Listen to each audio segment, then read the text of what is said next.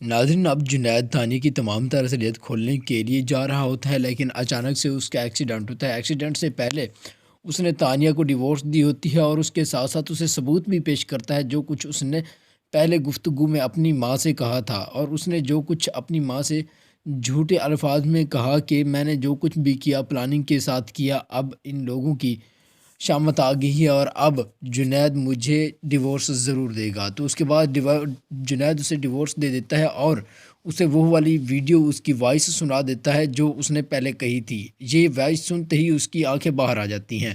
دوستو، اس ایپیسوڈ سے پہلے جتنی بھی پلاننگ تھی، جو بھی ویڈیوز بنانا ہوتی تھی، وہ تانیہ کے کام میں تھی اور تانیہ بنا کر اسے جھوٹے انداز میں پیش کرتی تھی اور اس طرح سے سچی ثابت ہو جاتی تھی۔ لیکن اب اس کی سچی ویڈیو جنید کے پاس آ گئی ہے اور جنید اب یہی چاہتا ہے کہ وہ تمام لوگوں کو دکھا کر اس تانیہ کی جو اصلیت ہے وہ ظاہر کرے، اور اس کے جو چہرے پر پردہ لگا ہوا ہے وہ پردہ کھینچ کر تمام لوگوں کے سامنے اس کا اصل چہرہ لے کر آئے۔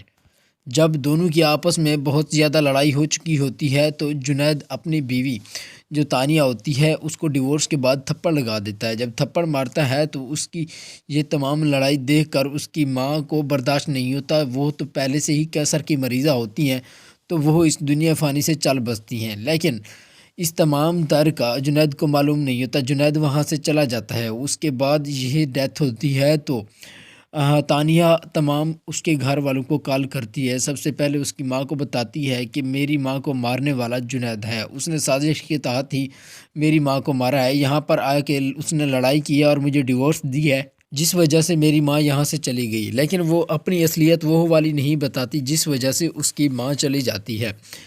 تو اس تمام تر کے بارے میں سن کر جو جنید کی ماں ہے وہ بہت زیادہ پریشان رہتی ہے، کیونکہ اس کی بہن جو ہے اس کا انتقال ہو گیا ہوتا ہے، اور وہ وہاں پر جاتے ہیں اور تانیہ سے ملتے ہیں۔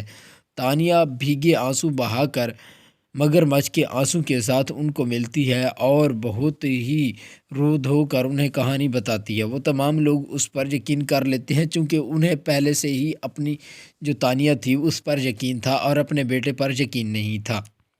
جب نگار اور اس کا گھر والا اس کے ساتھ ساتھ جو زوار ہے وہ اس کی تمام باتیں سنتے ہیں جو تانیہ انہیں کہتی ہے، تو انہیں شدید غصہ آتا ہے کہ ہمیں جنید پر کبھی بھی اس طرح سے یقین نہیں کرنا چاہیے تھا، وہ میرا بھائی تو تھا۔ لیکن زوار کہتا ہے کہ اس نے میری پیٹھ میں چھرا گھونپا ہے، اور اس کے ساتھ ساتھ تمام لوگوں کے جتنے بھی اس کے ساتھ خلوص بھرے رویے تھے اس نے ان تمام رویوں پر پانی پھیر دیا ہے، تو اب میں اسے کبھی نہیں چھوڑوں گا۔